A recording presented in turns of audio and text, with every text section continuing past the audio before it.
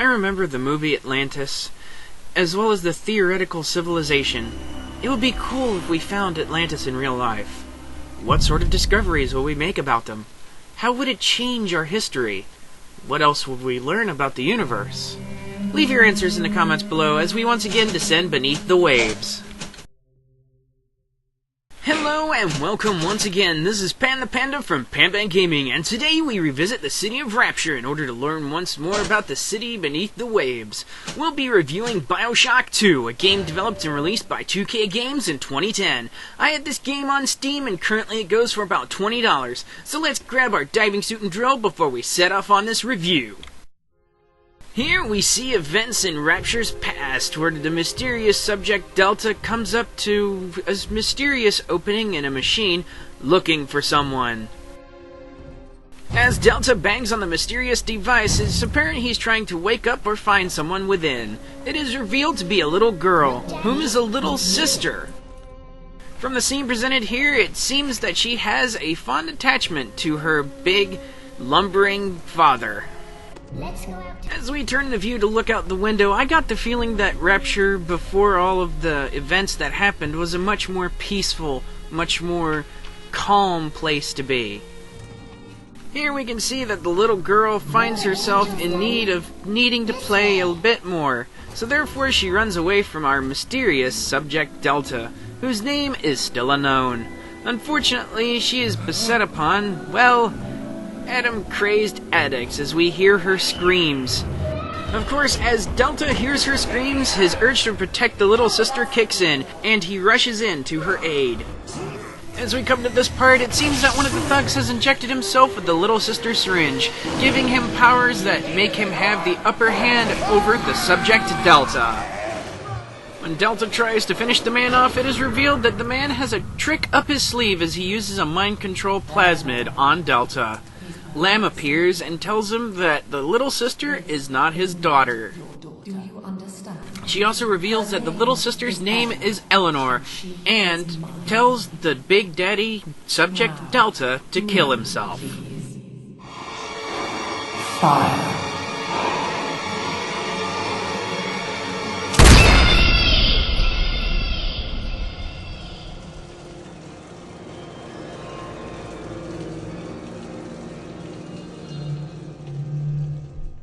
10 years later, Delta wakes up, revived by the will of the little sisters, and he begins looking for the one he failed to protect.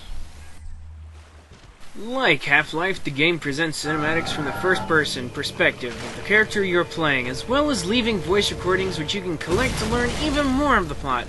This time around, though, it needs to be said that 2K Games did a much better job of storytelling, and for that I give them a good amount of kudos. Overall, if you ask me, this is what I have to say. They took a great effort into making the game a lot more concise and the storytelling a lot more effective. Therefore, I will be giving the storytelling an overall A rank. And now, we take a look at the graphics. Going to the textures, they are well designed, fitting the theme to a T. Rust and damage making the whole city look like a battlefield, falling apart, and really bringing the entire setting to life.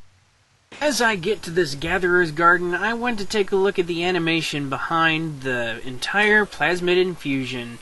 As Subject Delta gets to putting the plasmid in his arm, the animation is done extremely well, making it seem as if he's writhing in pain on the floor as he crawls toward the exit.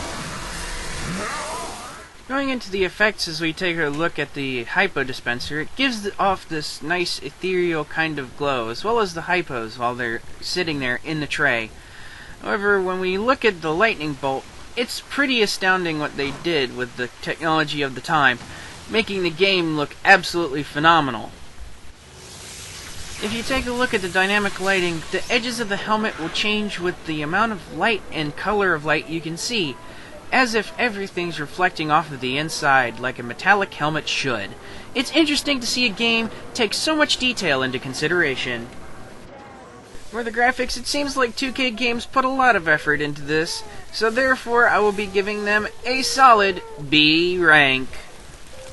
Now that we've gone to the audio, we take a look and listen to the music. It is haunting, scary, vacant, making the whole city feel as if it is mostly abandoned or is a battle zone. And as we take a listen to the seriousness of this next scene, we'll notice that this fight music is pretty awesome.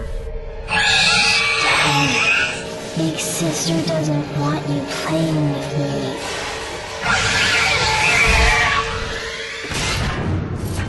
Of course, you could say with that demonstration that the music is also quite scary too.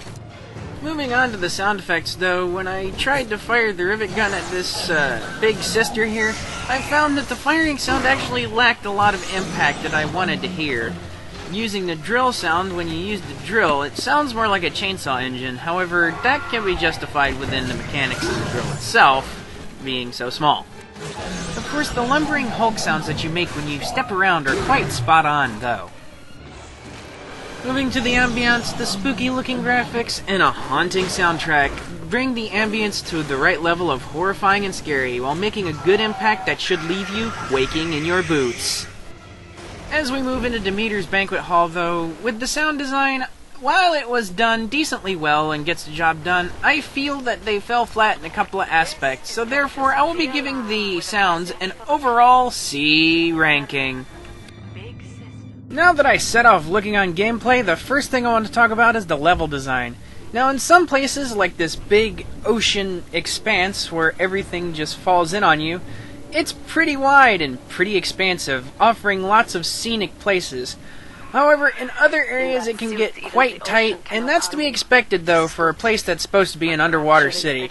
But it can be a bit cramping. You will not last long. Looking at the controls, I've played it with a keyboard and a mouse, and I found the controls needed a little bit of sensitivity adjusting off the bat, but once I adjusted, I took to them like a fish in the water. They were extremely responsive, and I liked the controls. Looking at upgrades and customization, there are lots of upgrades available to your plasmids and your weapons, making for a unique experience depending on how these are doled out. While I didn't get a chance to check out the multiplayer or competitive aspects of the game, there is a multiplayer story mode which revolves around playing matches in the multiplayer setting, taking place during Rapture's Civil War. Looking at the enemy logic, it's divided into two categories. The boss logic, which has predictable attack patterns, and then there's the other logic, the enemies themselves, which commonly attack on sight. And then the ally logic, for the security bots you happen to hack along the way. Now this is actually pretty good, kinda going circles around enemies, blasting them when they're seen.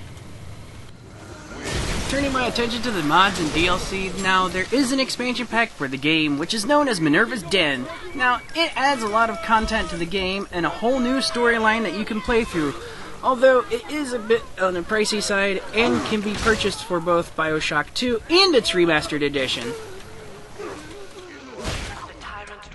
In my opinion, I found the gameplay rock solid, fun, and pretty much very enjoyable. Therefore, I will be giving the overall gameplay category a B rank. In totality, I found this game very enjoyable, though the sounds leave a little something to be desired. I give it an overall B ranking because it was very fun and pretty much a great game to play. I recommend that you pick it up and play it for yourself. And that wraps it up for another game review on Pan Gaming. Be sure to take a swing at that like button, and if you hate or love us, then comment and subscribe. Also, please do visit our webpage at SHADOWFOOT.net. If you like what you see and are interested in learning more, also take a look at our Patreon page. There you can learn how we started, and if you want, you can become a part of the action. Once again, this has been Panda from Pan Gaming, and I'll see you on the next one.